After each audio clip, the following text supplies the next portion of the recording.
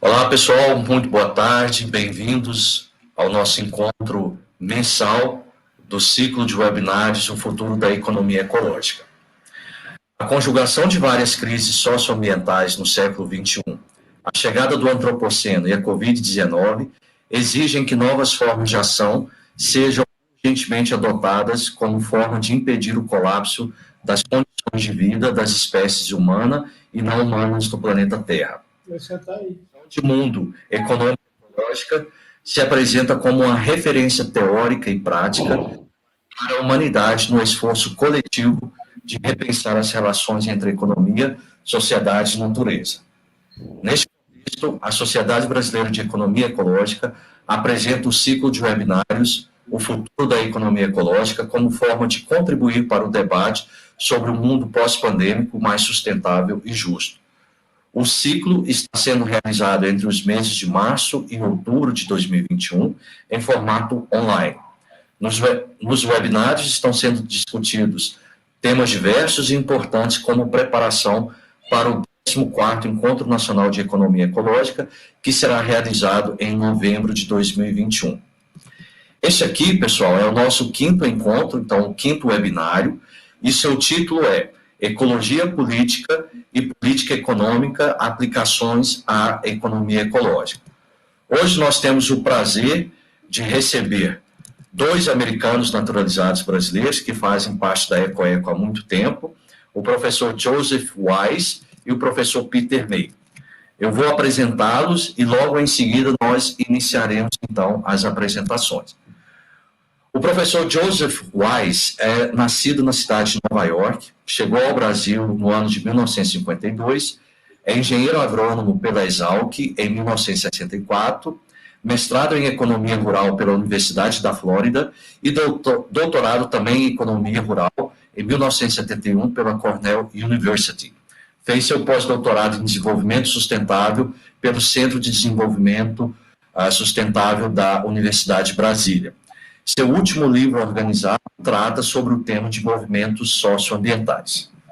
Professor Peter May é graduado em Ecologia Humana pela Evergreen State College em 1974, mestre em Planejamento Urbano e Regional em 1979 e PhD em Economia dos Recursos Naturais, ambos da Cornell University. Atualmente é professor titular do curso de pós-graduação em Ciências Sociais e em Desenvolvimento, Agricultura e Sociedade da Universidade Federal Rural do Rio de Janeiro e coordenador da linha de pesquisa em Biodiversidade, Recursos Naturais e Culturais e pesquisador do Instituto Nacional de Ciência e Tecnologia em Políticas Públicas para Estratégias de Desenvolvimento. Peter é membro desde a fundação da International Society for Ecological Economics, sendo seu presidente em alguns momentos, também fundador e também o primeiro presidente da Sociedade Brasileira de Economia Ecológica, também sendo presidente em outras ocasiões da EcoEco. Então é um prazer enorme recebê-los aqui, muito obrigado pelo convite, e nós já vamos passar imediatamente para a palestra do Joe, que é uma palestra gravada, mas ele está aqui para participar conosco ao final do debate. Então eu peço então para que a gente reproduza o vídeo do Joseph, e em seguida o Peter May vai fazer a sua palestra ao vivo aqui para nós. Muito obrigado, bom seminário para todos nós, e também o Peter e Joe, obrigado pela presença.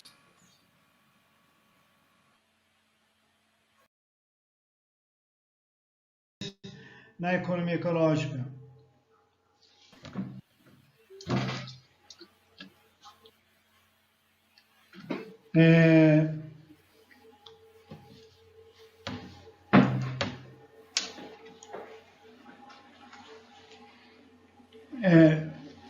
Então, ecologia política,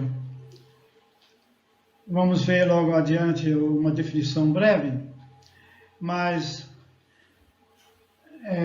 eu cheguei no Brasil, estava achando que eu era economista ecológico, e descobri que eu estava fazendo ecologia política, que é uma politização das questões ecológicas, vamos.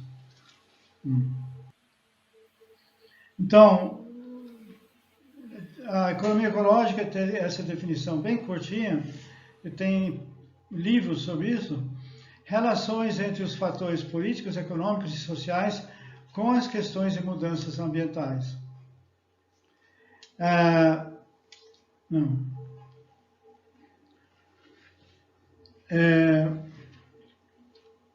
Então, a definição de Henrique Leff, um mexicano bem ilustrado na sociologia, ele define ecologia política de uma forma muito curta: relações de poder quanto à intervenção no meio ambiente. Economia política, que nós não vamos tratar dessa vez, fica para outra,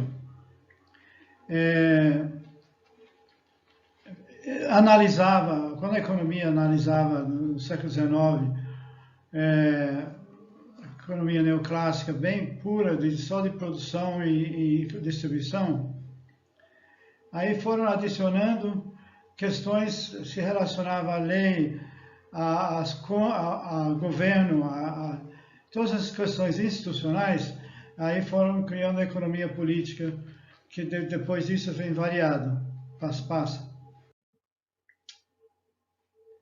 Então, que hipóteses podemos levantar com relação à integração de disciplinas?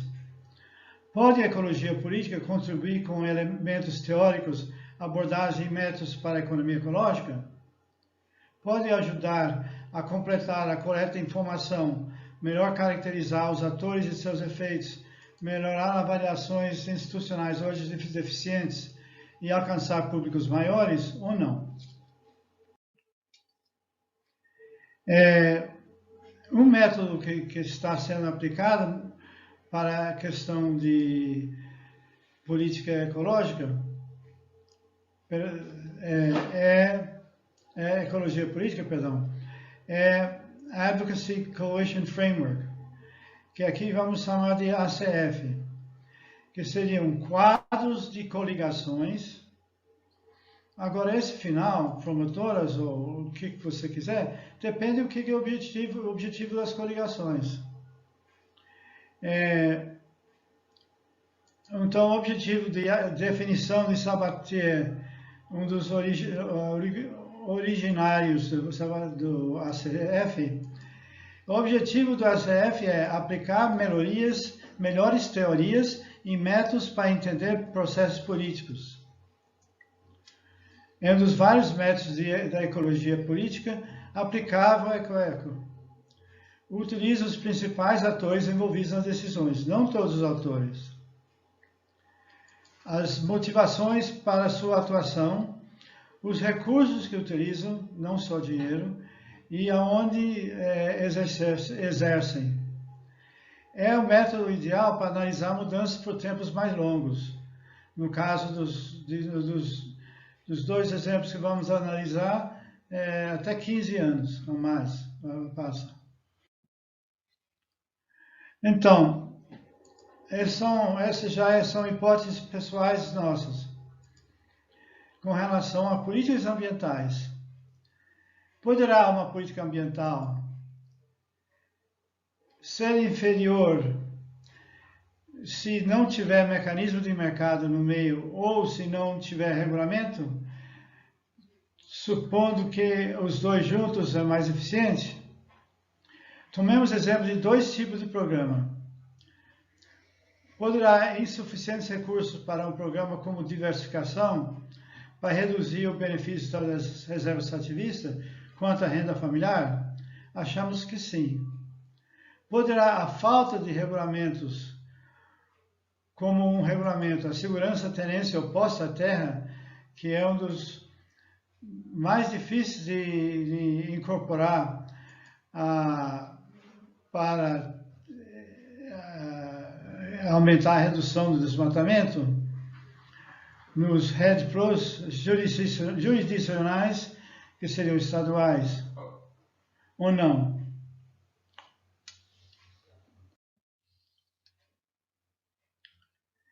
Então, o que aconteceria na economia ecológica se nós adicionássemos essas qualidades à ecologia política? Seria possível complementar a coleta de informação, que hoje às vezes fica mais na produção e comercialização, caracterizar os atores, suas posições e efeitos, o que acontece se excluímos um ator ou não, desses atores principais, identificar os efeitos de cada parceiro novo, melhorar as avaliações institucionais de eficiência e enxergar cenários adicionais não previstos. Então, em nossos estudos, nós definimos duas coligações não estatais e duas coligações estatais. As não estatais, consideramos que todas as organizações da sociedade civil do mundo fazem parte de uma coligação. E todas as empresas transnacionais e suas organizações de outra coligação. As empresas transnacionais foram aprender como lidar com isso em 3 fases. Primeiro, achava que Nações Unidas não se tomava decisão importante, era só bate-papo. E depois foram divididos, uma parte, especialmente em 92, foram divididos. Uma parte achava que não importava e outra achava que era importante, que iam começar a tomar decisões que interessavam as empresas. E no final passaram a orientar as Nações Unidas e aprovar suas propostas. Então, vamos primeiro falar sobre o contexto histórico e as coligações que existiam quando as reservas extrativistas estavam sendo discutidas e aprovadas. Havia também 2 posições sobre os recursos naturais da Amazônia. O maior debate da Constituinte, que tomou mais tempo, foi mais acirrada, em que José Gomes da Silva escreveu um livro, Reforma Negra, eu acho que e finalmente acabou sendo aprovada uma reforma agrária moderada dentro da Constituinte, que não aceita compra de terras à vista, a prazo, como no Estatuto da Terra em 64 também, redigido por José Gomes da Silva como ministro da Agricultura. Então, nesse debate da Constituinte, no debate que existia no país em geral, havia a posição desenvolvimentista, que vamos dizer, o objetivo é renda, lucro, a União Democrática Ruralista, outros ruralistas, agronegócio, indústria, comércio, mídia nacional, mídia do Acre. E do outro lado estava o movimento socioambientalista, formado inicialmente pelos sindicatos com apoio da Igreja Católica, depois com associações indígenas, que formou a Aliança dos Povos da Floresta e virou o Conselho Nacional de Seringueiros e Conselho Nacional, depois, de Populações Extrativas. E que teve repercussão internacional fortíssima, com apoio da mídia e em geral. Aí, nessa época, no final de 88, morre Chico Mendes, assassinado. Vamos. A Resex não eram os lotes individuais como o INCRA corta pedacinhos. Foram coletivos, que torna mais difícil ser desfeito. Eram em terras públicas, não era comprado de ninguém, com direito de uso para atividades sustentáveis. pelos povos da floresta. As primeiras reservas ativistas foram criadas pelo presidente Sarney em 1990 e vêm sendo formadas nos últimos 30 anos nas biomassas brasileiras. Existem, segundo o ICMBio, 66 atuais, com 13 milhões de hectares e 300 mil famílias. Naquela época em que, antes e durante a ditadura, mas especialmente na formação do corte,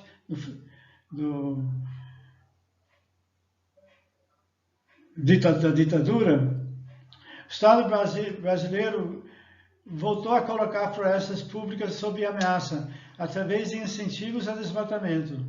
São os órgãos de controle que devem fazer cumprir as leis ambientais. Somente esse semestre que acabou de concluir, o índice de desmatamento nas unidades de conservação chegou a 13%.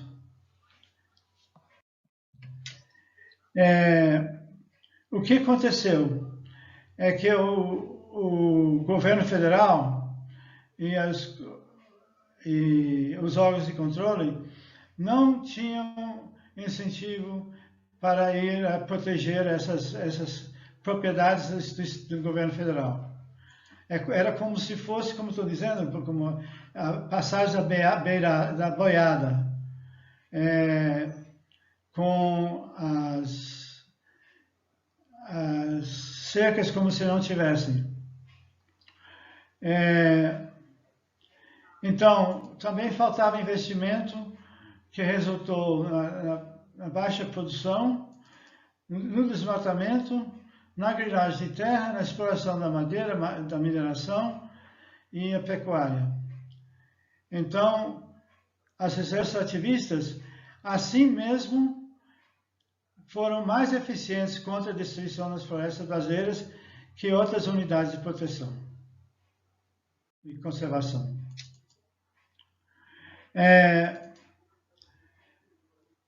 Então, qual era a realidade enquanto foi se formando a ideia de REDD+. A ONU levou 15 anos para decidir isso. Desde quando começou a colocar alguma coisa nos acordos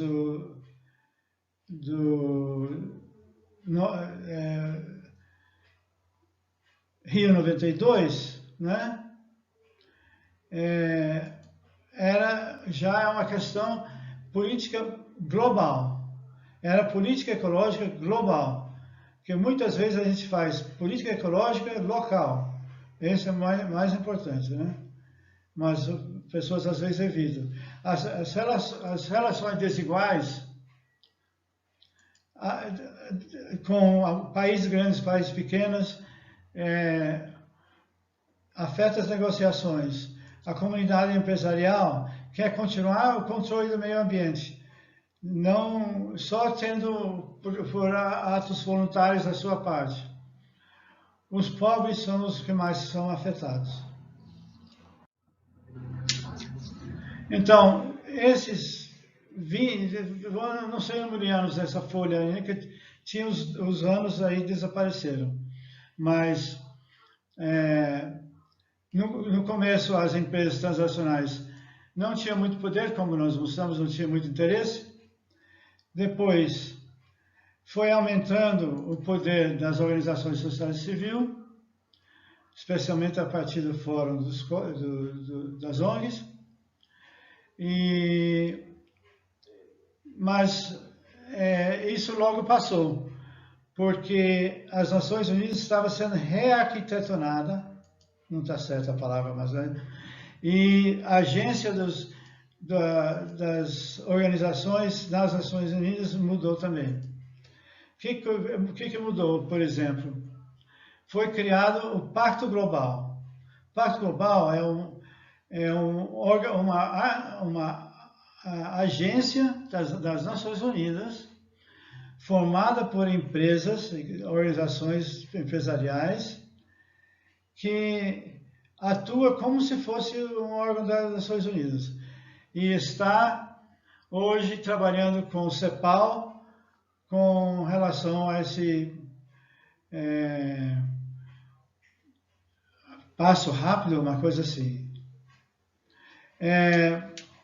Então, estão diminuindo o papel do Estado na regulação, não nas Nações Unidas, e no Brasil, nos Estados Unidos, e com isso as emissões não têm baixado, têm aumentado, e a justiça ambiental vai diminuindo.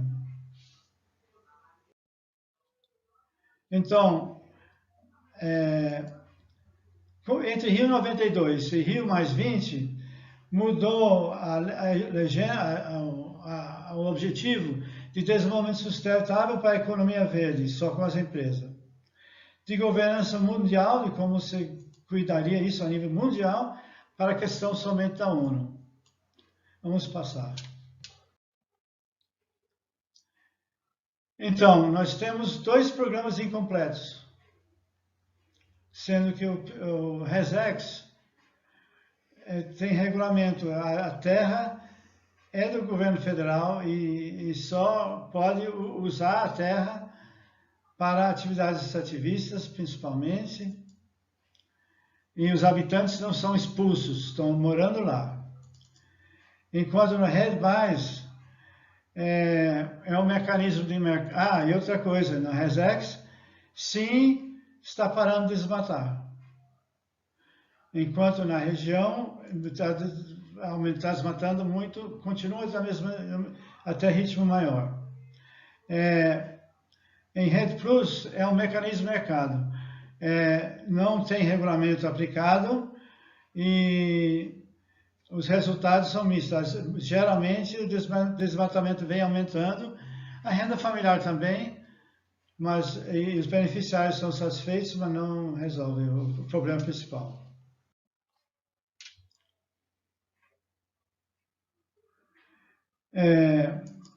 E por que não usa regulamento?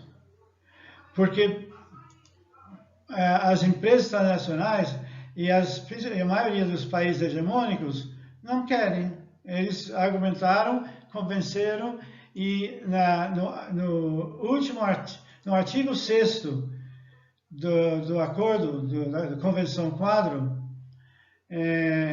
foi o mais difícil de resolver, até de madrugadas, e que acabou reduzindo o papel do Estado, né, nesse artigo.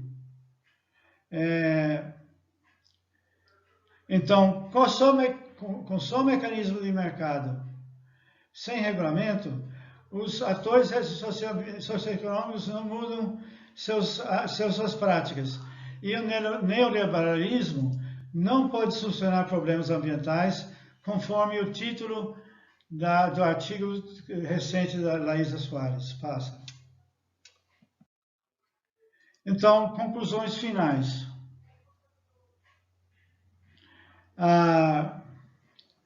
A ecologia política é uma das disciplinas e a Advocacy Coalition Framework é um dos métodos que podem contribuir para o crescimento da EcoEco. 2. Incentivos juntos com regulamentos compõem políticas ambientais eficientes e equilibradas. Sem regulamentos, não. Muito menos sem sua aplicação. Nas reservas extrativistas, os regulamentos, inclusive a posse e uso da terra, tiveram prioridade. Joan Martínez Ariel esteve na fundação da discussão EcoEco, muitas outras pessoas, e da política ecológica também. Então, são disciplinas nascidas gêmeas, bivitelíneas. Ainda assim, precisam força política para terem êxito diante da luta do neoliberalismo.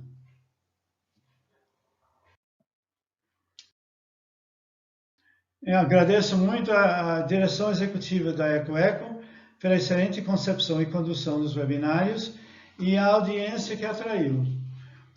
Os apoios editoriais e técnicos da Chapuri Socioambiental e as ideias proporcionadas por Júnior Garcia, Laísa Soares e Mauro Pires. são sócios da EcoEco.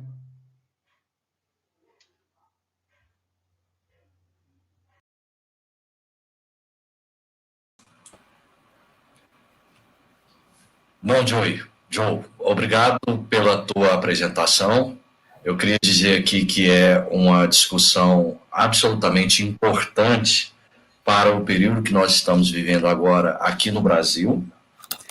E também é uma discussão que converge muito com um projeto que eu, Peter e Ademar participamos há um tempo atrás, sobre o Policy Mix, né? A necessidade dessa articulação em diferentes instrumentos de política e também extremamente dentro da EcoEco, da economia ecológica, porque nós acreditamos, né, que apenas o mercado, como você disse na sua apresentação, o neoliberalismo não soluciona os problemas. Então, eu te passo a palavra agora para você fazer um arremate na tua apresentação e logo em seguida o Peter May entra com a tua apresentação e me parece que ele vai focar mais no instrumento de REDD+. Tá? Com você, Joe. Estou muito satisfeito de ter apresentado esse trabalho. Eu acho que realmente não é uma solução fácil. Podemos, como o Peter e nós concordamos, podemos melhorar o REDX mais ainda, REDD+, mas o que precisaríamos fazer é mudar tudo. Fortalecer o Tratado de Paris e fazer com que haja algum processo de governança mundial, né? Porque temos que o REDD+ não está conseguindo reduzir as emissões, e tinha um papel muito forte no processo todo, e outros, como o transporte, também não está tendo efeitos desejados. Então, o que precisa? Precisa ter presidentes mais inteligentes que Trump, né? Para não falar outras coisas, e um certo compromisso de, vamos dizer, não de política de Estado, de política mundial, né? Que todo mundo tenha seu compromisso, pode variar, como é o caso hoje com o Tratado de Paris, o Acordo de Paris, mas precisa ter mais compromisso ainda e precisa até sair do ponto de não ser mais discutido nos parlamentos, porque já resolveu, né? Cada país tomando suas medidas diferentes, de acordo com suas necessidades, mas todos com um compromisso mais forte do que assinaram, e todos nós compreendemos as nossas obrigações de comunidades e pessoas. Obrigado. Perfeito, Joe. Obrigado mais uma vez. Saiba que nós que estamos satisfeitos pela tua apresentação, e saiba também que você é uma pessoa muito querida por todos nós da EcoEco, é diretor da região Centro-Oeste, bastante ativo e sempre disponível, participando conosco da Comissão Nacional de Organização do Encontro. Então, os agradecimentos são para você, tá? Muito obrigado. Agora, eu tenho a felicidade de passar a palavra para o Peter May, outra pessoa também bastante querida por todos nós, nosso fundador. Digamos assim, o Peter May é o nosso grande mestre dentro da economia ecológica, entre outros fundadores também. Peter, obrigado, boa apresentação para você.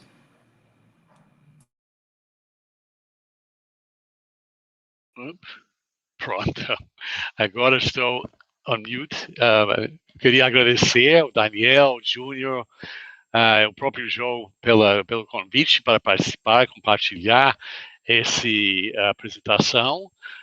Eu acho que o Joe fez um bom fecho, realmente, ele juntou tanto argumentos pro e contra esses dois mecanismos que foram adotados no Brasil particularmente, mas também em outros países, em outros formatos, para regulamentar e também para promover o acesso e uso sustentável de florestas por parte de povos originários e também por assentados em diferentes contextos dos trópicos. Então, o REDD Plus foi criado do bojo dos sucessivos encontros dos países, partes da Convenção do Clima, como um mecanismo para promover a conservação das florestas que estavam engatinhando muito tempo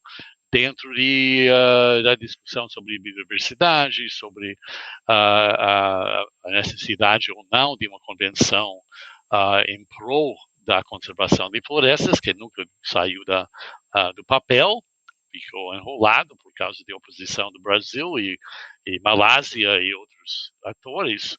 Então, foi concebido a REDD Plus como um instrumento dentro do Acordo do Clima para fazer com que a floresta possa ser conservada.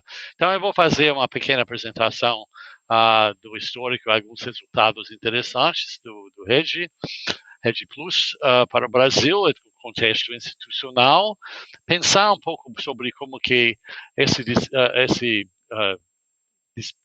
disparidade entre RESEX e REDD Plus foi colocado pelo Joe.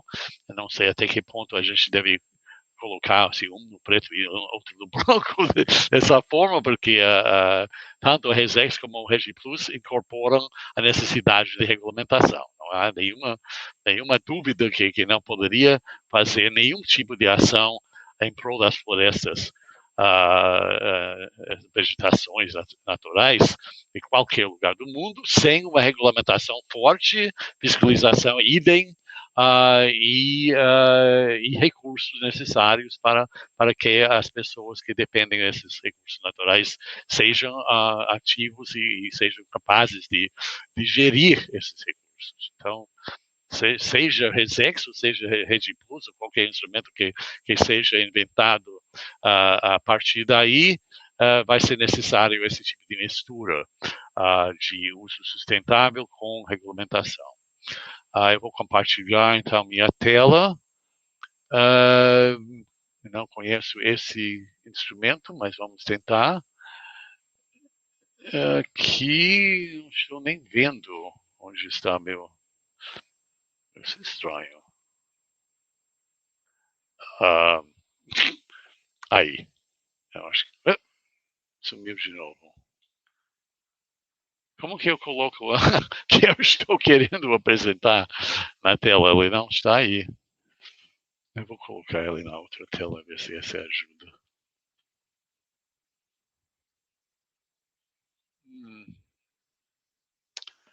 Estão vendo agora? Alô? Vão ter de me falar, porque eu não posso ver ninguém e nada além da minha tela. Olá, Peter. Olá, pessoal. Boa tarde. Só uma ajuda rápida aqui, Peter. Na linha de baixo tem o compartilhar ou share.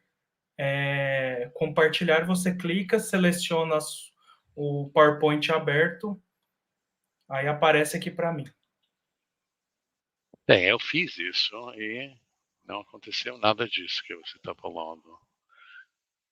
Share, aqui, eu vou tentar de novo. Ele não está mostrando a tela que eu quero mostrar. Eu não sei o que é a história aqui. Aqui, essa é a tela. Okay. Alright. Agora estão vendo? Agora sim. Ok. É como em outros casos que eu uso duas telas.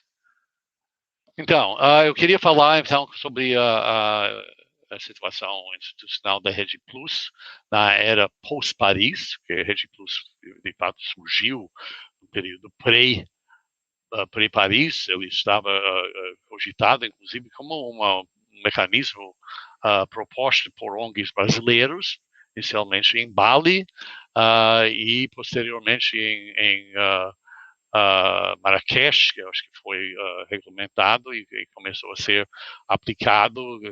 Adicionaram um day, depois 2 days e finalmente o plus.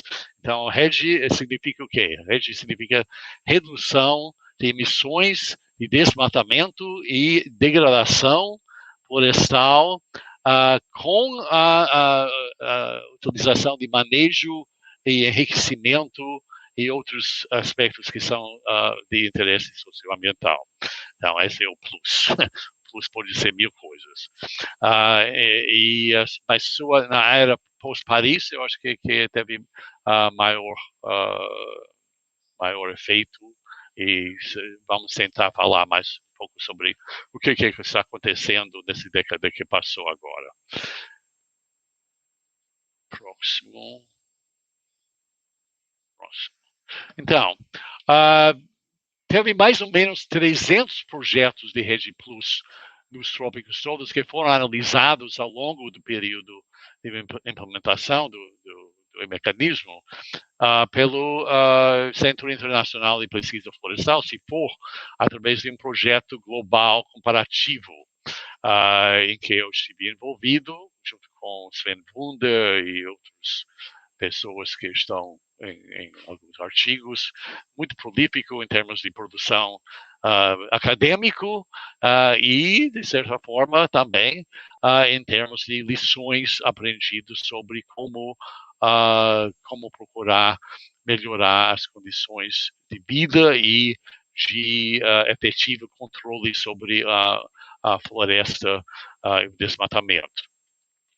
Então, em geral, esses 300 projetos que foram analisados em vários países, eu coloquei aqui somente os projetos do Brasil que foram analisados, foram 6 projetos que foram estudados em profundidade, desde aquele do Acre, que é um projeto estadual de cobertura do estado como um todo, é um projeto chamado jurisdicional, que trata da necessidade de gerir os usos do solo do estado de uma forma a manter a máxima área possível em florestas e em usos sustentáveis.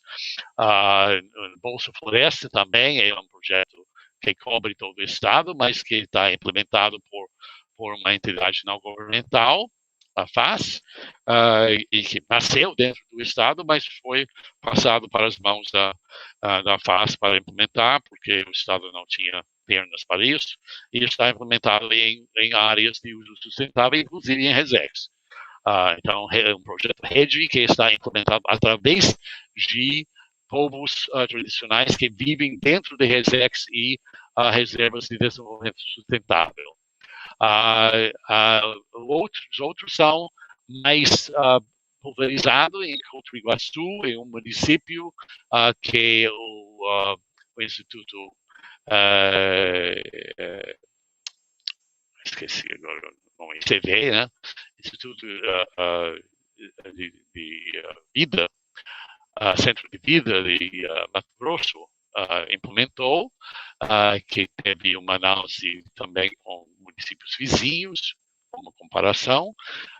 Teve um projeto em Amapá, sobre a área em torno do Jari, São Pedro e Xingu, também tivemos estudos do CPDA que estão focados nisso, Maria Fernanda Gibara, que escreveu seu doutorado sobre esse projeto em São Pedro Félix.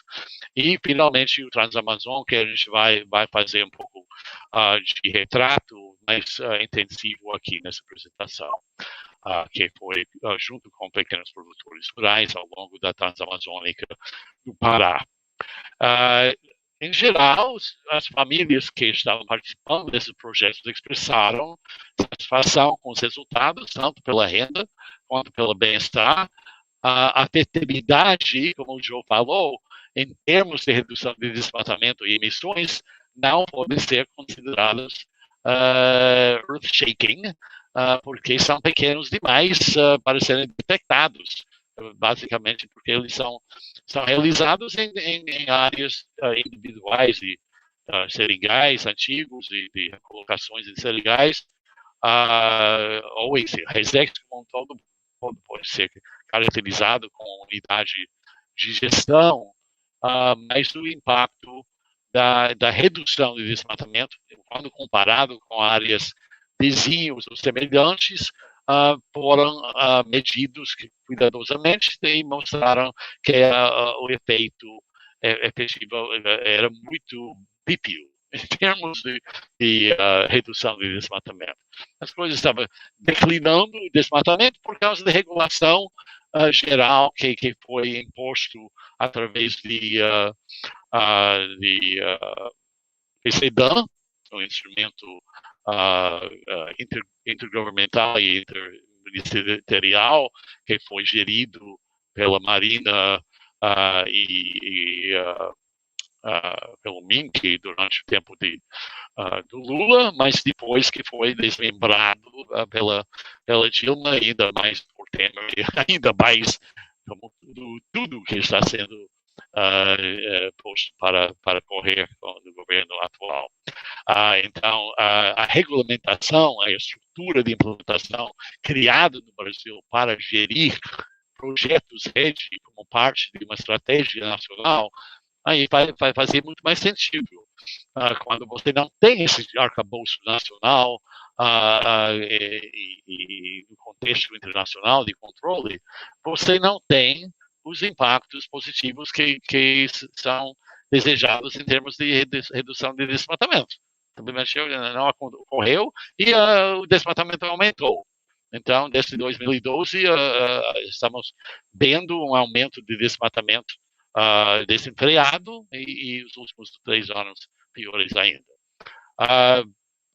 Então, os 226 projetos de rede Plus ao nível global voltados para a conservação, apenas 88 deles planejavam incentivos condicionais para os proprietários ou comunidades tradicionais dentro dessas áreas que foram foco de projetos como uma característica-chave. Essa ideia de que todos os projetos rede deveria ter um componente tipo PSA, não rolou. Esse simplesmente não é a característica mais geral realizado, inclusive no Brasil. O único que teve pagamentos condicionais no Brasil, desses 6 que foram revisados, foi a Transamazônica. Tem também algum tipo de pagamento individual como elemento no Acre, na Bolsa Floresta,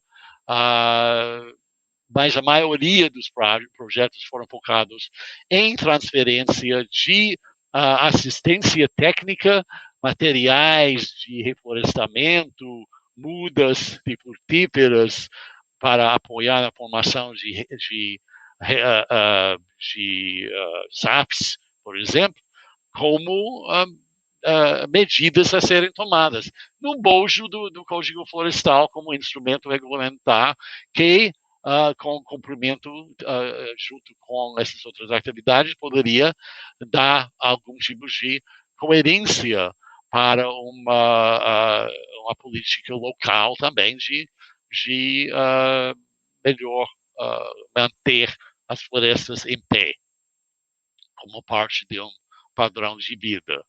Aquelas abordagens jurisdicionais, como no caso do Acre, áreas como o noroeste de Mato Grosso, afetados pelo PCI, que está em curso em Mato Grosso, com apoio de fontes internacionais, como o IDH, até agora receberam apenas fluxos de financiamento hesitantes e lentos, oriundos de recursos focados em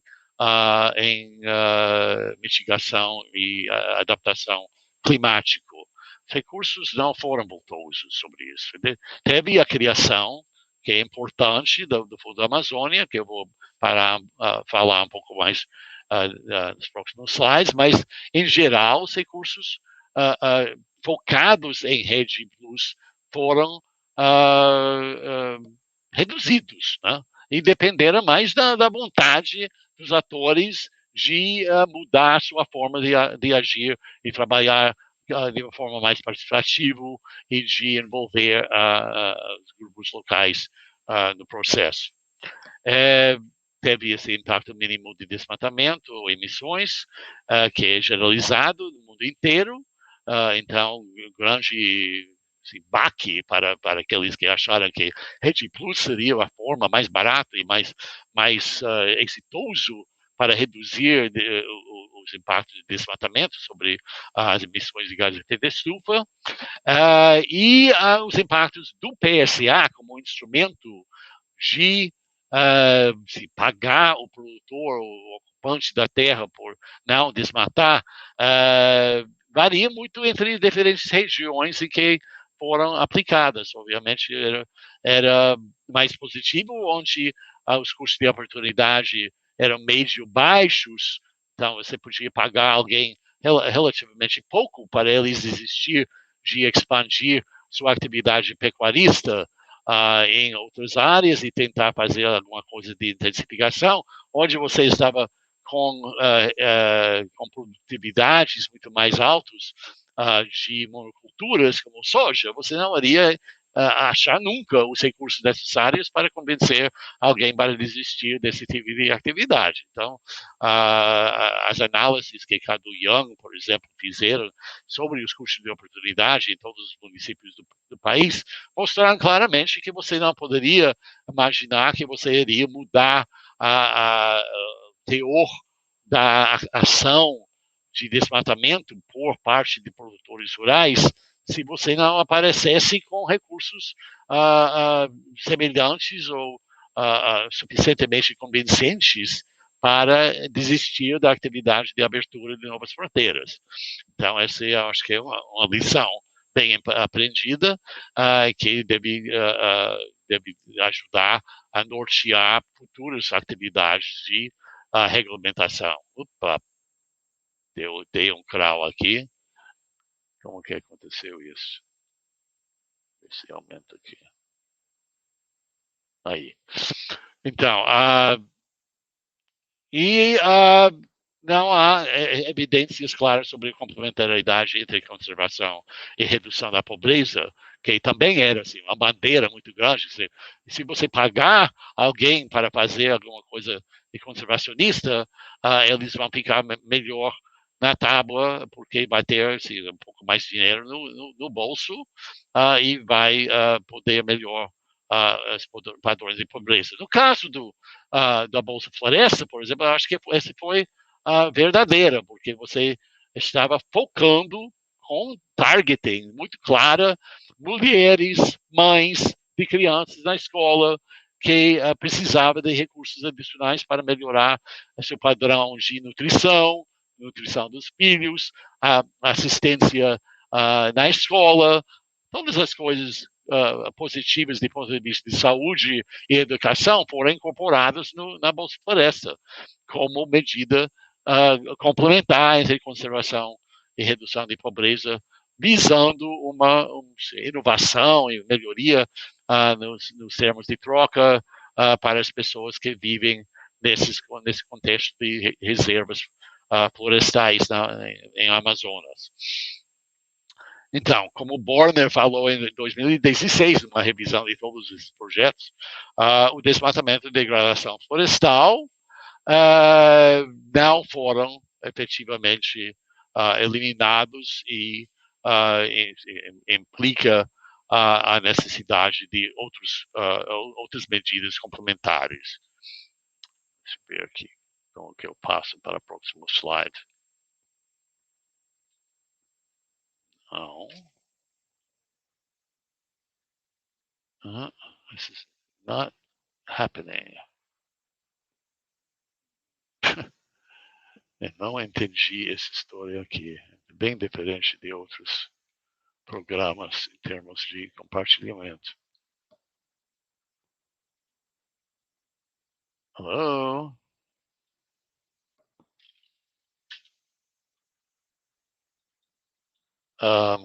Eu não estou conseguindo passar para o próximo slide, eu não sei o que fazer. Peter, tenta descompartilhar e você passa o slide e compartilha de novo. É isso? Talvez ele tenha que fazer isso. Por que, gente? Não estou entendendo. Muito estranho. O que eu faço aqui?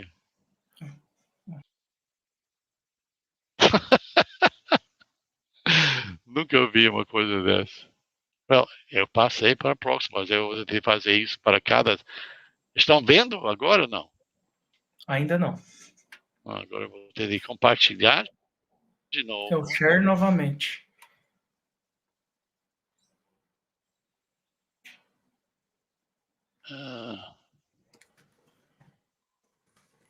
Meu Deus.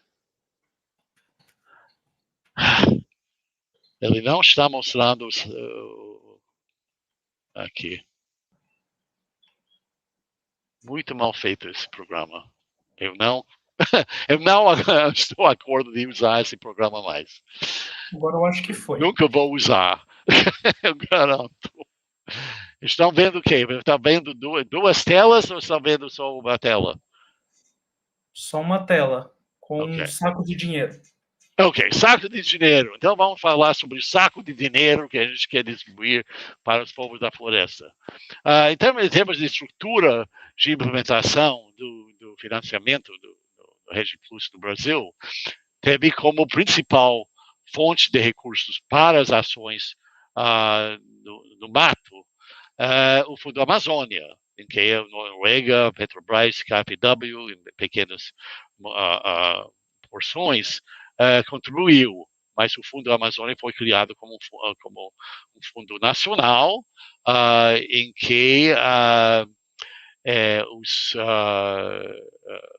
o Brasil iria proporcionar informações para os doadores sobre os alcances obtidos com as medidas e projetos e ações nacionais que foram financiados e, posteriormente, iriam receber a retroalimentação de maiores recursos. Mas, inicialmente, foi doado US$1 bilhão em recursos pela Noruega para manter esse fundo e estava assinalando a probabilidade de manter isso e até aumentar quando entrou o governo Bolsonaro e detonou tudo.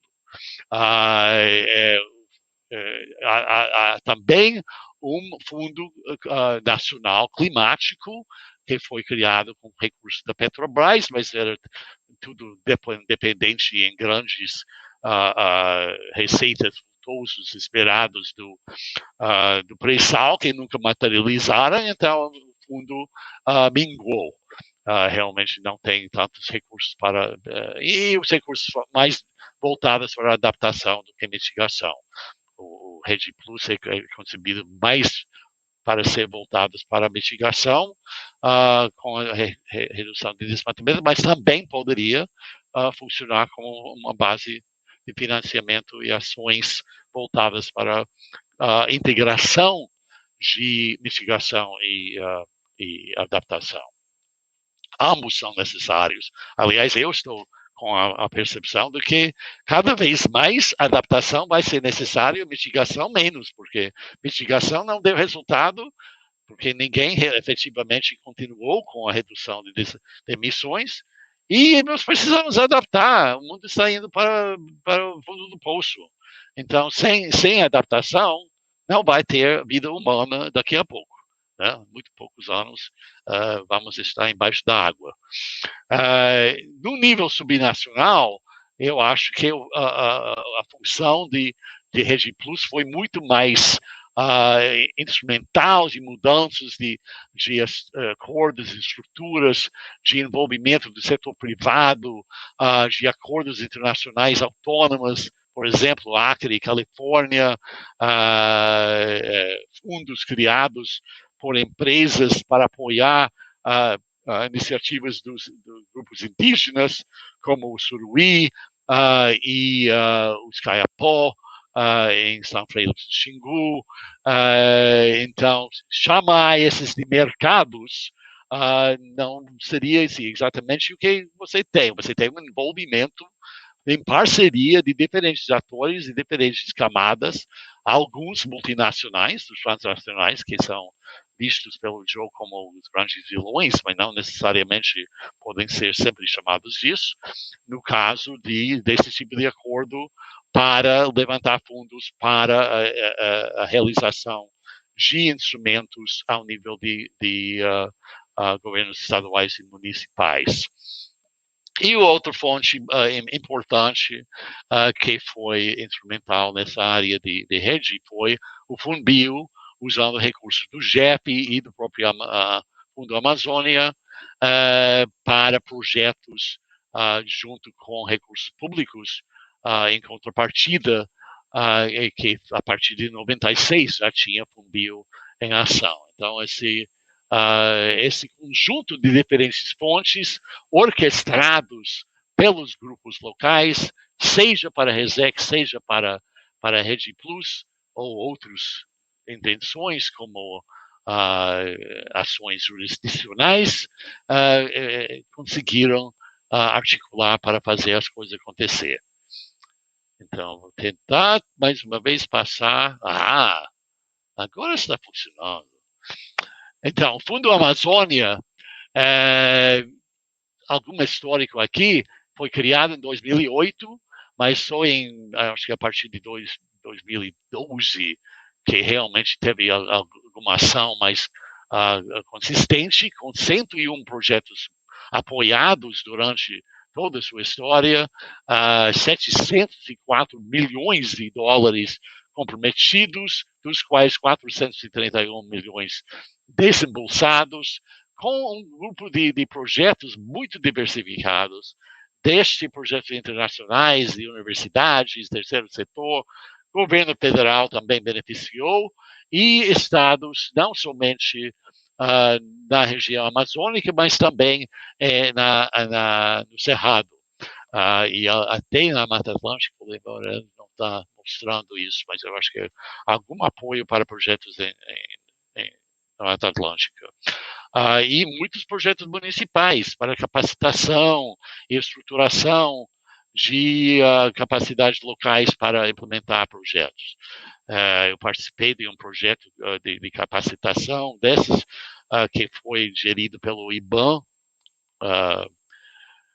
e o Instituto Brasileiro de Administração Municipal, que se gerou uma série de manuais e estudos de casos sobre operações e instrumentos que poderiam ser implementados a nível local para complementar esforços de manejo e gestão de recursos florestais. Então, existiam um grande leque de diferentes ações gerados em nome de rede. Às vezes não, nem falaram que tinha rede envolvida, mas o Fundo Amazônia e os doadores querendo ver a ação concreta no chão para implementar esses acordos. E o fundo foi paralisado desde 2019, porque o governo queria fazer uma coisa que não tinha nada a ver com pela razão que o fundo foi criado, e os doadores simplesmente disseram, não temos como chegar a um acordo sobre isso, então, tchau. Não? Simplesmente não deram mais dinheiro, o dinheiro foi mantido, ainda está sentado em algum fundo bancário, talvez ganhando juros ou não sei, não foi devolvido, que eu saiba, mas até que a gente tenha outro governo, não vai rolar nada, porque realmente o Brasil perdeu credibilidade total com respeito a esse fundo e outros fundos imagináveis nesse vulto para esse tipo de atividade. O governo Biden, que a gente apoia aqui nos Estados Unidos, é frontalmente oposto à forma em que o Brasil tem tratado essa questão e não vai doar dinheiro para a continuidade de ações. Na estrutura que foi criada pós-Paris, o fato que foi criado pelo governo Dilma, logo semanas ou dias depois, antes do Paris, foi criado esse arcabouço através de declarações e decretos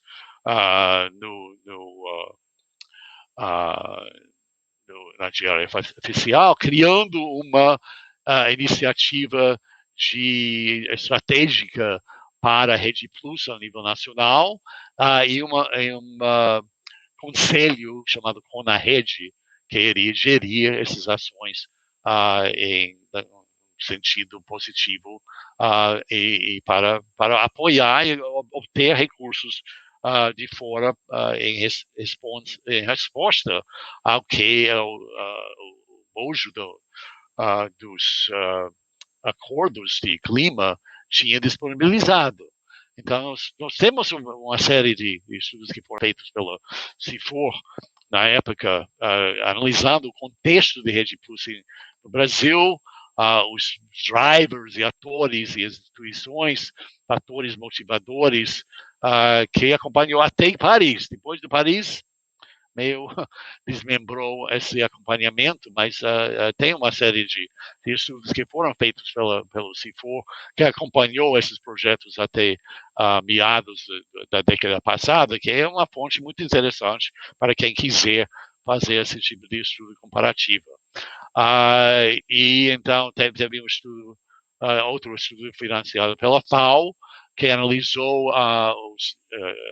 o impacto de Rede Plus em geral em todos os países, que foi recentemente atualizado, que seria uma fonte interessante para aqueles interessados em aprofundar isso.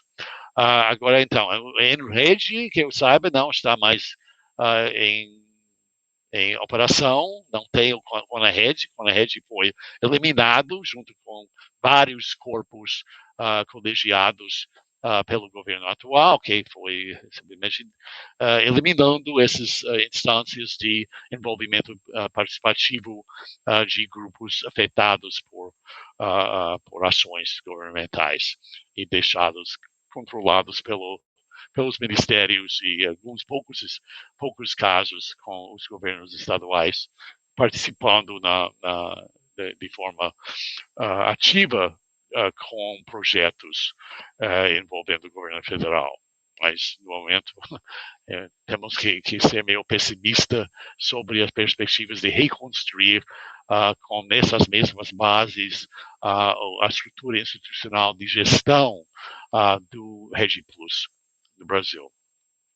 O caso que eu queria aprofundar aqui é o caso especificamente do Transamazônico, da rodovia Transamazônica no Pará, que foi apoiado pelo IPAM e financiado pelo Fundo Amazônia. É um projeto chamado Projeto Assentamentos Sustentáveis da Amazônia, PAS, que operou, acho que foi a linha de base em 2008 e implementado a partir de 2012 com um mix, uma mistura, né? Policy mix, como o Daniel mencionou, de intervenções visando reduzir as taxas de desmatamento. Você tinha apoio do projeto para registro no CAR por todos os produtores envolvidos e assistência técnica grátis do projeto para investir em ações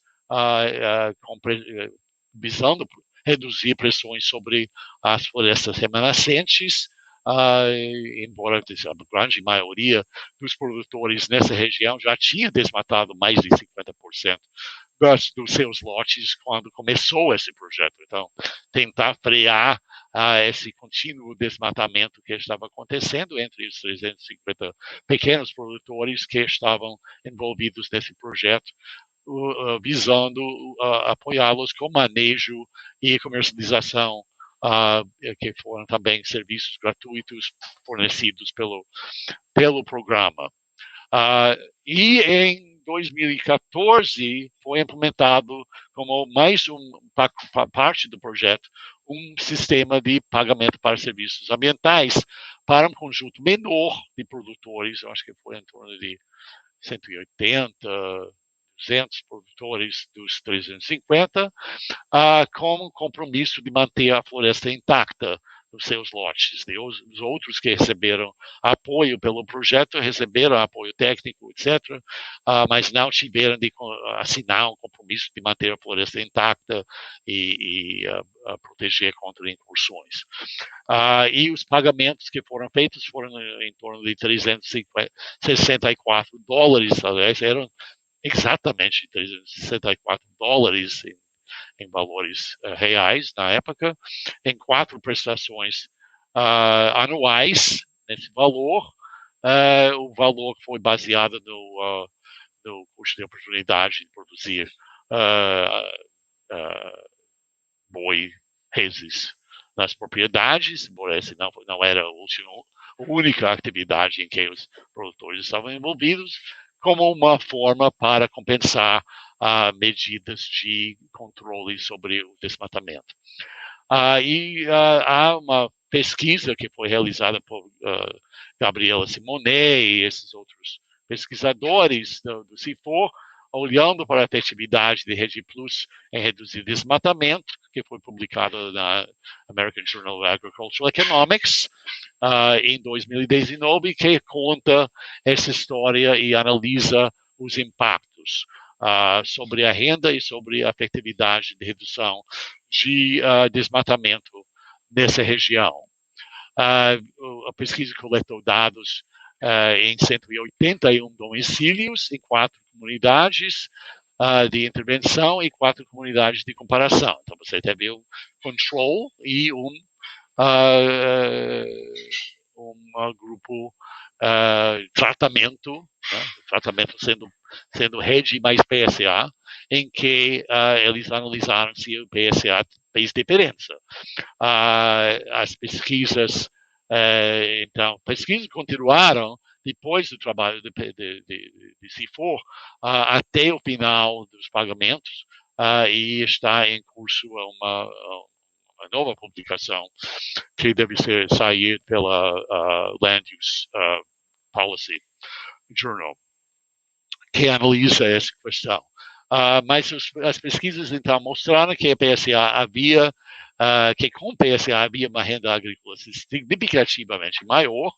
Então, houve uma diversificação e proteção da floresta maior em comparação com as comunidades sem intervenção, ou comunidades de intervenção somente com um projeto mais geral de apoio técnico, sem PSA.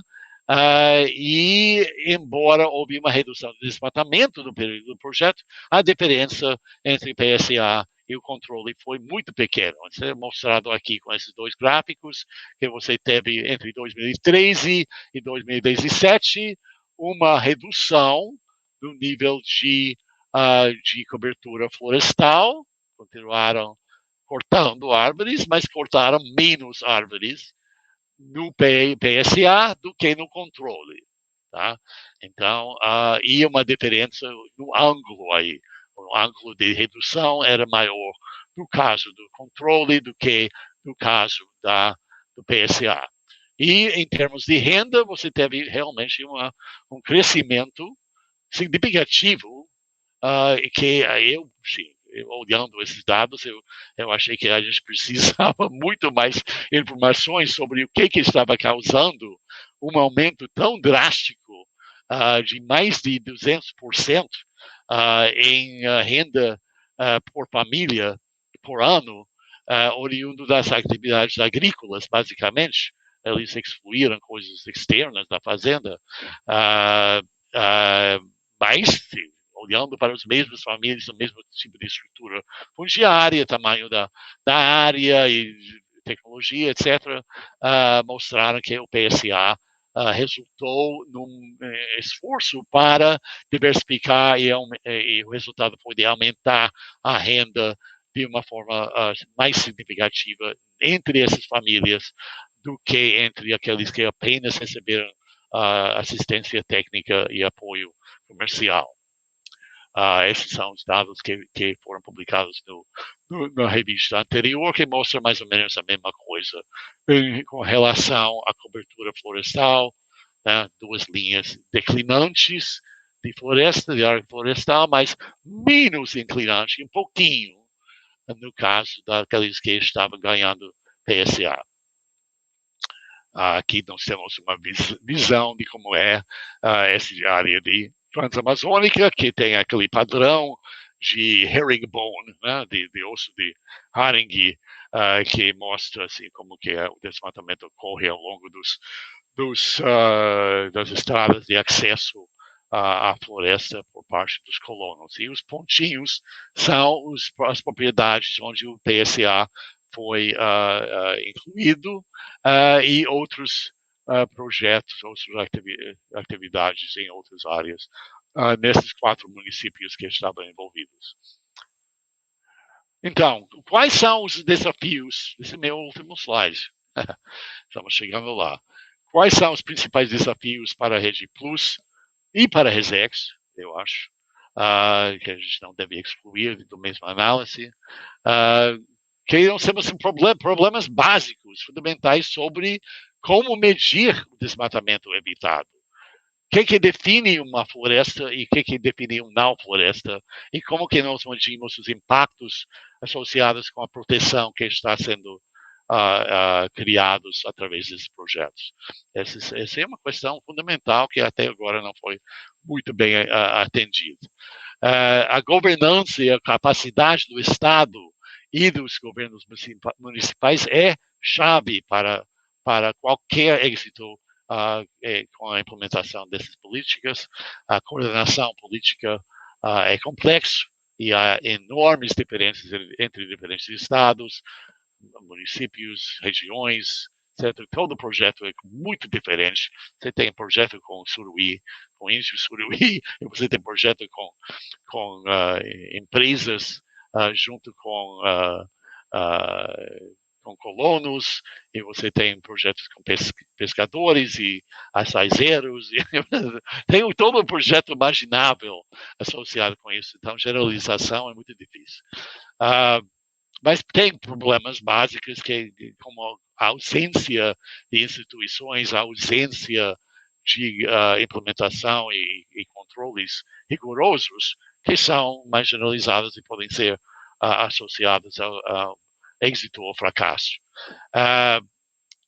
Partes interessadas locais são chaves para isso, mas você tem projetos de PSA, por exemplo, que a gente terminou estudando agora no Rio de Janeiro, com a tese de doutorado, Leonardo Fernandes, em que se vê que os projetos implementados nem chamaram a população local para opinar sobre o que seria o interesse deles em participar de tal tipo de projeto de conservação e de melhoria da integração de espécies florestais nas suas propriedades. Não foram chamadas. Simplesmente dizem, nós temos um projeto aqui, você não quer umas mudas, a gente vai plantar na sua propriedade. O cara vai dizer não? Não. Pode mandar, você tem que botar onde eu não faço nada, eu não quero nada. Não vou botar nada aqui, então pode plantar uma árvorezinha aí, se quiser. Aí depois, para manter a árvore em pé, não tem ninguém para administrar isso. Então, como que deve ser financiado esse tipo de instrumental na era pós-Kyoto ou pós-Paris? Chamamos de pós-Paris agora. Kyoto já era. Sendo pós-Paris uma situação em que os países envolvidos com o acordo de carbono, com o acordo de clima, estão voluntariamente dizendo quanto que eles querem reduzir, quanto que eles querem atingir em termos das metas de 2030, mas não tem nenhuma autoridade que diz, você não fez o que você disse que iria fazer, então você não tem direito a recursos do GEP ou recursos de outros países, de doadores. Não está acontecendo, isso é tudo bilateral. Então, é um acordo que é global, com base de uma convenção, tem que ter um intercâmbio, interação, homogeneização de abordagens que visa algum tipo de impacto sobre as emissões, senão realmente é inócuo. E os financiadores não estão mantendo o nível de interesse para manter esse tipo de processo em curso. Então, o resultado que a gente pode ver em termos de redução de emissões tem sido relativamente baixa, é desejável, efetivamente, que tenha redução de emissões de mãos dadas com o alívio da pobreza. Não deve ser uma coisa separada. Tem que haver maior integração desses dois aspectos dentro das SDGs, né, dos Objetivos de Desenvolvimento Sustentável. Essas duas, evidentemente, têm que andar junto. E junto também com a adaptação. Deve ser dada prioridade às negociações prévias sobre aspectos fundiários e a regulação em pagamentos condicionais individuais. Se eles não são negociados junto com os proprietários e usuários do solo, não vai ter manutenção desse tipo de processo de forma positiva, com efeitos sobre a redução de desmatamento. Então, a Rede Plus requer também, além de políticas de apoio, ele precisa de salvaguardas contra o mau uso político de recursos que às vezes acontece, e a necessidade de haver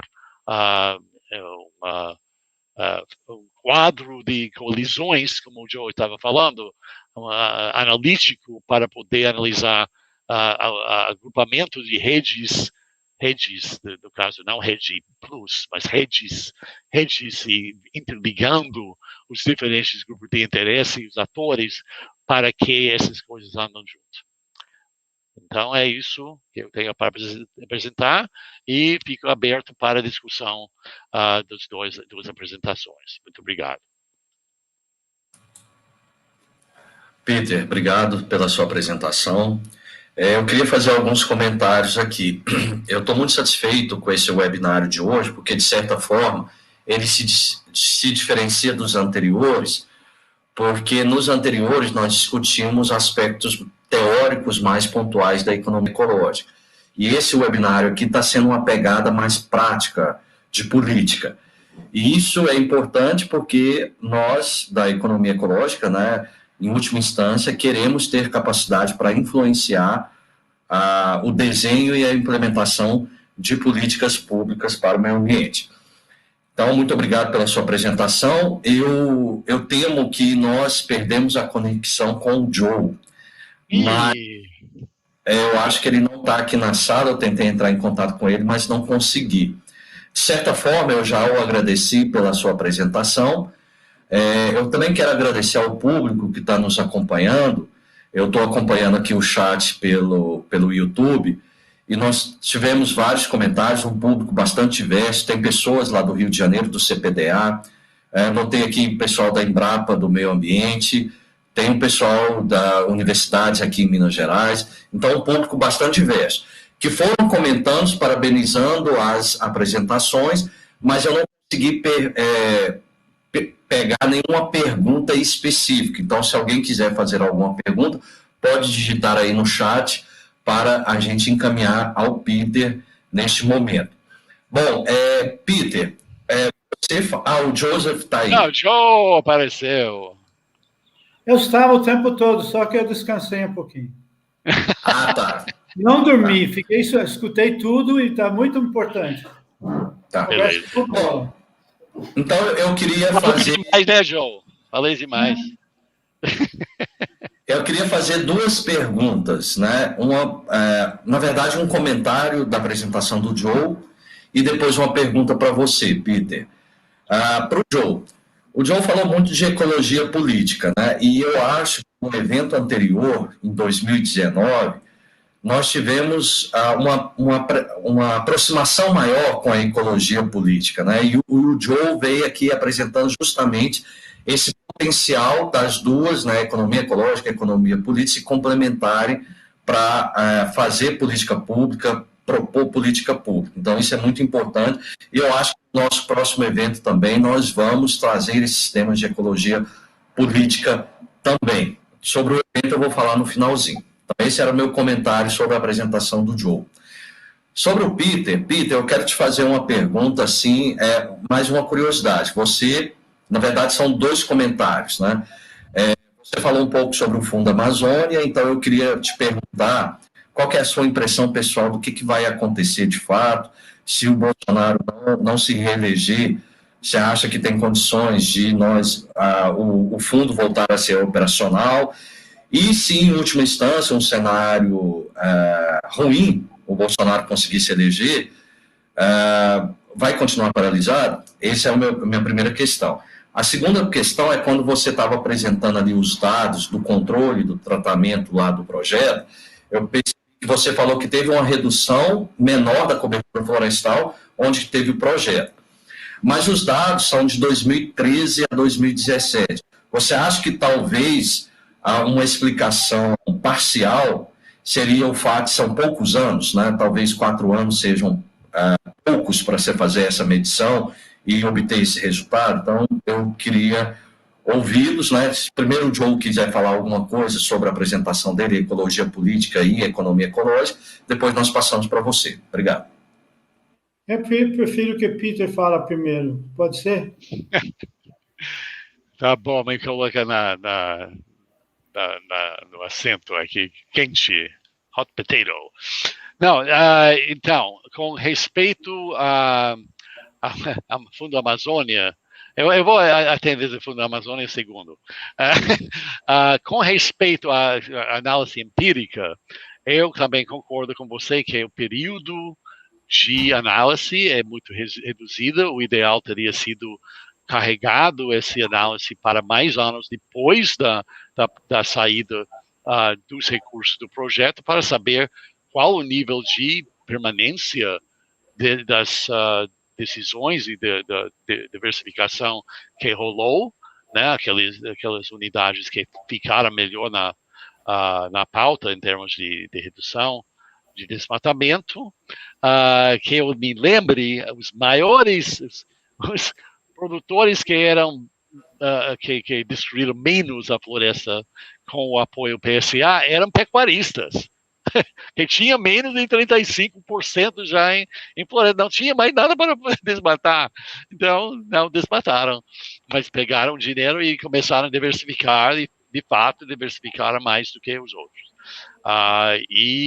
Alguns outros produtores que são mais recentes na fronteira também foram investindo em atividades mais sustentáveis a partir dos recursos, logo do início, desde o início, né? Então, você teve 4 anos de análise, de fato, só 3 safras para ser analisado, então só tinha 3 pontos, né? 3 pontos é muito pouco para analisar qualquer coisa. Você tinha muito uma N muito grande, né, de produtores, e você não tinha o contrafatual, que para mim é a falha principal desses estudos. No caso do estudo do Simonet anterior, eles analisaram municípios vizinhos ou grupos vizinhos que não tinham recebido nem PSA, nem um projeto geral, então foi possível de construir uma contrafatual. No caso da análise mais recente, eles não conseguiram incluir o contrafatual sem a presença de apoio técnico. Era só quem recebeu apoio técnico com ou sem PSA. E para mim essa é falha. Então, há necessidade de aprimorar essas análises, são coisas que a gente pode discutir durante o próximo congresso da EcoEco. Com respeito ao Fundo Amazônia, aí eu acho que é puro especulativo. A gente não quer manter o Fundo Amazônia em limbo. A gente quer ver o Fundo Amazônia atuante e mesmo incorporando produtores particulares ou empresas, como o Salles e o Bolsonaro dizem que eles queriam.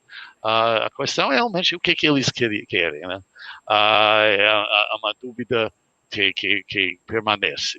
O que realmente é o intuito de um governo em parar de receber dinheiro e depois buscar outras fontes de dinheiro para atividades semelhantes, dizendo que eles vão reduzir o desmatamento. Isso realmente, para mim, é muito estranho. Então, não é nenhum mistério que Noruega e Alemanha pararam de doar recursos para o Brasil, porque está indo no lugar exatamente contrário à modalidade que motivou a doação no início. Está indo para... vai ter mais de 10 mil quilômetros quadrados desmatados esse ano. Esse é um desastre. E vai continuar assim, porque não vejo nenhuma ação por parte do governo atual em reduzir, efetivamente fiscalizar ou motivar os atores a não desmatar. Se para eles a única forma de fazer isso é fazer pagamentos, eu acho que a história do PSA mostra que esse não é um instrumento eficaz sem regulamentação e fiscalização efetiva complementar. Ponto. E o que acontece se é Bolsonaro, se não é Bolsonaro, eu não tenho a menor ideia. Mas com certeza, por meu lado, eu não quero mais Bolsonaro, nem um pouco. Não sei como que está o resto da plateia, mas eu acho que essa até deveria ser uma posição da sociedade eco-eco. Over.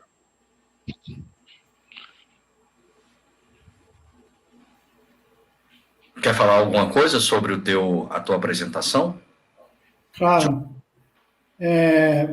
Primeiro, eu gostaria de entrar na discussão com o Peter sobre a questão, sobre a diminuição do desmatamento. Eu acho que o brasileiro está conhecendo agora, está sabendo o que é uma média móvel, né? Por causa do Covid. Então, a média móvel supõe que o que está acontecendo antes vai continuar a acontecer. E o que aconteceu o contrário no Acre. No Acre, baixou o desmatamento, fazendo jus aos benefícios do RED+. Só que, depois daquilo, foi subindo o desmatamento. Então, como é que você vai explicar para o jornalista que você está apoiando quem está aumentando o desmatamento? Porque em vez de ser semanal, o médio móvel é anual. Então, não vai funcionar. Esse é um dos pequenos aspectos, dos milhares de aspectos que complicam a RED+.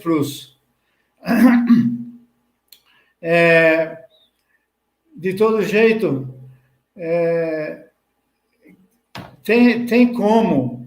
E o que eu acho que, se, por exemplo, estão prevendo, dentro do sistema do RED+, estão prevendo o primeiro curso sobre a importância de cuidar da floresta. E o que eu acho que vai acontecer com isso, que aqueles que já se aproveitaram do Proambiente, que aprenderam, que 20 anos atrás, 30 anos atrás, o Proambiente, que era também um programa agroflorestal de apoio à floresta, né? Federal, mas que depois, como não tinha ninguém que apoiasse, caiu. Agora, o que o povo pode aprender e pode aprender que recebendo por não desmatar, pode dar certo. Ver alguns anos que aquilo dá certo, pode começar a mudar algumas pessoas. Mesmo que eu falo aí na palestra, que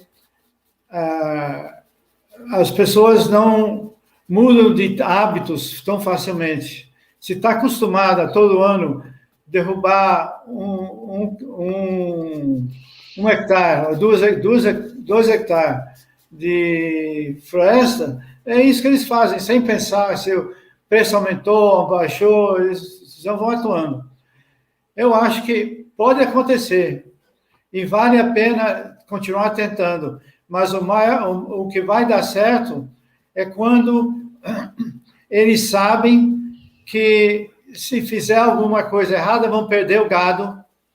O que estava acontecendo, poucas pessoas na época da Marina Silva, pouco gado foi fiscalizado, foi tomado.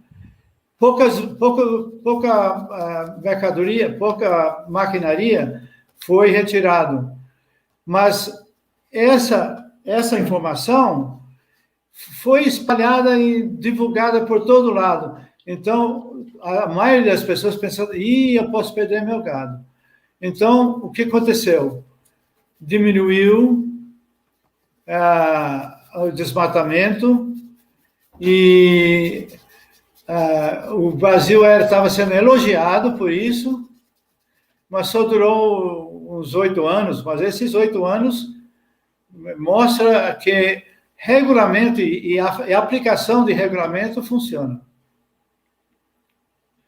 Antes de passar... Foi pirata, né? Antes de passar a palavra final para o Peter e Joe, tem uma pergunta aqui do Conrado, que é muito convergente com esses comentários aqui do Joe, que ele pergunta o seguinte: existiriam outros PSAs investigados com resultados mais promissores em outros países? A não interrupção do desmatamento poderia ter relação com os valores pagos relativamente baixos?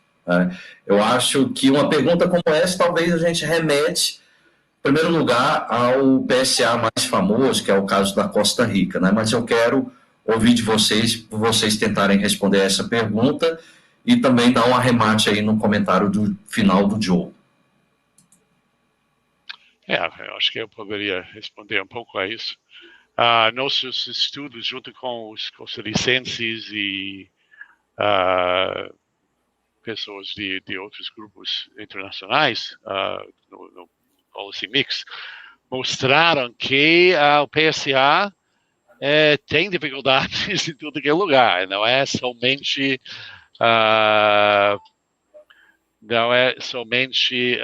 Brasil que tem esse problema, mas de fato que terminou sendo um paradigma que atraiu atenção e interesse por muitos grupos, muitos governos municipais, estaduais e governos lá fora, o mundo inteiro está tentando implementar alguma coisa de PSA, apesar dos fracassos contínuos e da pouca efetividade que tem sido mostrado pelo uso de pagamentos condicionais. Eu gostaria, talvez, de poder fazer algum tipo de análise, painel de países que mostra como que a regulamentação e o pagamento complementam a efetividade nos casos em que tem sido maior, né? Mas PSA não vai embora tão cedo, a gente vai ter de aprimorá-lo, porque a forma em que tem chegado até agora realmente representa uma decepção, infelizmente, no mundo inteiro. Eu não sei se você dá mais dinheiro, se vai ser... provavelmente vai ser mais efetivo se você aumenta além do custo de oportunidade, que é o custo de oportunidade considerado na teoria do Spendwunder sobre o PSA, de ser o mínimo, né? O custo de oportunidade, não é o máximo. E o que acontece no Brasil é que tenta-se dividir um orçamento limitado entre um certo número de produtores para mostrar serviço. Só que assim, o recurso que está habilitado embaixo do custo de oportunidade realmente vai interessar pouca gente. Vai interessar aqueles que iriam fazer de qualquer maneira aquela conservação. E é assim que acontece mais. Não tem adicionalidade nenhuma. Problema muito sério. João, quer fazer algum comentário? Sim. Eu não participei desse estudo, desse projeto Policy Mix. A ideia do Policy Mix era comparar diferentes políticas ambientais lidando com a questão florestal, certo? Só que não foi um policy mix, porque todas as políticas tentadas eram de mecanismos de mercado. Não teve nenhuma comparação com e sem regulamentos. E o regulamento funciona psicologicamente, como eu falei antes. Se você é a favor ou contra o meio ambiente, se você se convenceu com alguma experiência passada e se você acha que vai ser pego. Então, é o que nós chamamos de risco, em vez de ser risco, como chama? Pessoal, é um risco pessoal, é análise, porque não existe um risco de mercado definido. Existem juros, existe possibilidade do banco pegar você não pagar. Mas isso você já conhece, não tem nada de novidade. O que precisa ter é um risco pessoal que conseguiu a Marina naquela época, e a publicidade com relação às perdas físicas. Perfeito, João. Obrigado. Nós já estamos chegando no horário de terminar. Na verdade, nós ultrapassamos alguns minutos. Então, eu já queria fechar esse webinário aqui, agradecendo novamente a vocês dois pela participação. Muito interessante o tema e o debate. E eu queria finalizar também fazendo um convite às pessoas para participarem do 14º Encontro Nacional de Economia Ecológica, que vai acontecer entre os dias 9 e 12 de novembro. A chamada de trabalhos ainda está aberta, nós conseguimos uma extensão do prazo até o dia 9 de agosto. Então, por favor, sintam-se à vontade para submeterem trabalho ou trabalhos. Nós temos uma sessão, salvo engano, é a sessão temática 2, que fala sobre políticas públicas e instrumentos para o desenvolvimento sustentável, que é exatamente o tema desse webinário aqui. Então, eu deixo esse convite para que todos participem conosco e prestigiem o nosso evento. No mês que vem, a gente volta a se encontrar no dia 26 de agosto, e o webinário vai ser Economia Ecológica e a Transição para a Economia para Sustentabilidade, com o professor Júnior Garcia, da Universidade Federal do Paraná, que também é o atual vice-presidente da Ecoeco. Então, já deixo o convite, um convite duplo, né, para vocês participarem do webinário mês que vem, dia 26 de agosto, e também para vocês participarem do nosso evento em novembro, no nosso encontro, e submetam o trabalho, e a data final para a submissão é no dia 9 de agosto. Mais uma vez, muito obrigado, boa tarde a todos. Joe, fica bem aí. O Peter me disse que está vindo ao Brasil, provavelmente vai encontrar um Rio de Janeiro um pouco mais frio do que o usual. Boa viagem para você, e desejo a todos um bom resto de semana e um bom fim de semana. Abraços, fiquem bem. Muito obrigado, Daniel, Joe, pela acolhida. Acho que foi realmente um webinar exitoso, e da mesma forma que vai ser nossos encontros agora em novembro de forma virtual. É uma pena que não podemos press the flesh, as we call it, mas esse seria talvez em 2022 que a gente vai começar a reunir fisicamente, Deus queira. Obrigado. Tchau, todo mundo.